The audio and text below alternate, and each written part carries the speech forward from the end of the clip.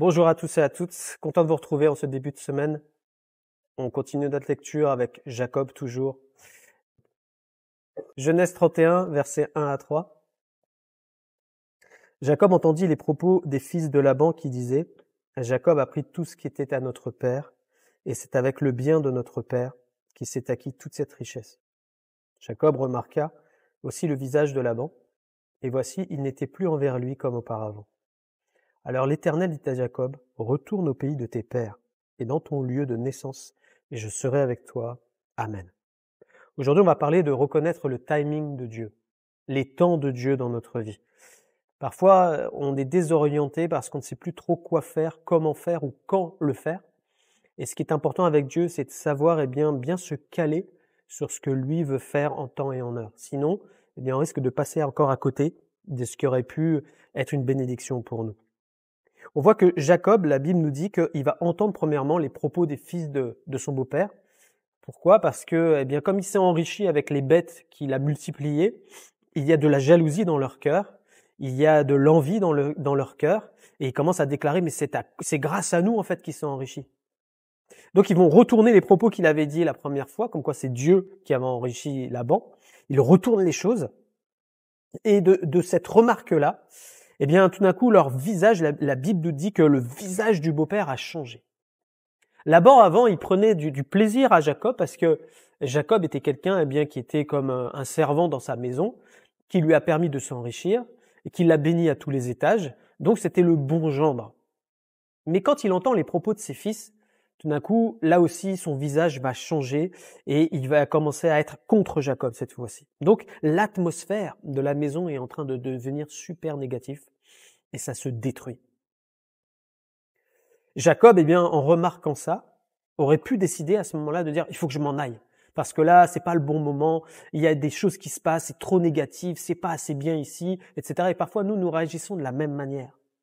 Tu es dans un milieu où tout se passait bien avant, et parce que dans ton travail, peut-être ça se dégrade en ce moment, alors tu dis « je vais partir, maintenant ça devient trop compliqué ici, je m'en vais ». Ne fais pas ça. C'est au moment où l'Éternel va parler à Jacob que Jacob prend maintenant la décision de partir. Peut-être dans son cœur était née l'envie de partir. Mais il ne prenait pas la décision de partir. Il va attendre que Dieu lui permette de le faire. Parce qu'il a appris à travers tout ce temps d'épreuve, de travail avec son beau-père, d'attendre Rachel, etc., que sa relation avec Dieu primait sur tout le reste. On sent qu'il a développé son attente, son écoute et sa foi en Dieu. Il ne dépend plus maintenant des circonstances négatives ou positives. C'est pas ça qui va influer sur son avenir. C'est ce que Dieu va décider en temps et en heure. Et le plan de Dieu se déroule de cette manière-là. Quand on regarde Jésus-Christ dans sa vie, Jésus, nous dit qu'il faisait que ce qu'il voyait faire au Père. Et chaque jour, il y avait un programme du Saint-Esprit pour sa vie et il faisait ce que le Père lui commandait de faire en temps et en heure. Si on prend l'histoire, avec Lazare, son ami, quand il apprend qu'il est en train de mourir, Jésus, en tant qu'ami, aurait dû courir au chevet de son ami. Mais comme le Saint-Esprit lui dit non, il reste encore plusieurs jours dans la ville jusqu'à temps que Lazare meure. C'était incohérent, mais c'était le timing du Père. Et pourtant, c'était une œuvre parfaite qui était là, préparée d'avance. Quand on commence à passer à côté des temps et des moments de Dieu dans notre vie, on va rater les œuvres parfaites préparées d'avance par notre Dieu. Et c'est ce qui risque d'arriver. Jacob, lui, est à l'écoute de l'Éternel. Et il entend très clairement dans son cœur, retourne dans ton pays. Quand le Seigneur te donne maintenant le feu vert, alors prends tes affaires et va-t'en. Ne reste pas en place. Il y en a, ils restent. Non, c'est le moment de partir. Il y a un moment donné où tu dois quitter. Et peut-être même tu vas quitter une zone de confort cette fois-ci. Parce que si tu te laisses influencer par des circonstances négatives ou positives, les circonstances positives peuvent être aussi un piège pour toi. Parce que tu vas vouloir rester dans ton confort et ça va te tuer. Donc il y a un moment donné où tu dois écouter le Saint-Esprit qui te dit non, tu laisses cela, même si c'est bon, que les choses se sont développées, que peut-être tu as exercé tes dons, tes talents pour Dieu, ça a produit beaucoup de fruits, c'est le moment où Dieu va te dire, pars, tu t'en vas. Donc simplement vous laissez ce témoignage sur votre cœur, quelque chose qui se passait dans ma propre vie. au moment où il fallait partir, changer d'église, le Seigneur, nous avait préparé, mais alors tout se passait bien dans cette église-là. J'avais aucune raison de partir. Dans le naturel, les circonstances étaient bonnes. L'église était passée par des temps difficiles, mais l'église avait multiplié, commençait à vivre le réveil, on était dans des projets d'agrandissement. Donc il n'y avait aucune raison que je quitte les lieux parce que c'était un endroit propice. Mais il a fallu que Dieu, me parle à ce moment-là, et je dis à mon épouse un soir, écoute, j'ai sur mon cœur comme quoi on va bientôt quitter les lieux. Et c'était 1 an avant que je parte. Et elle me dit, non, c'est pas possible, tout va bien. J'ai dit oui, mais Dieu va nous envoyer dans un autre endroit, je ne sais pas lequel encore, mais on va partir.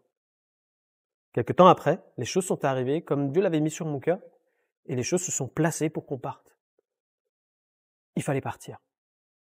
Au début, j'ai commencé à freiner, parce que je voyais que l'église avançait. J'ai dit, Seigneur, mais si je pars, qu'est-ce qui va se passer? Il m'a dit, mais si tu pars pas, sais-tu qu'est-ce qui va se passer?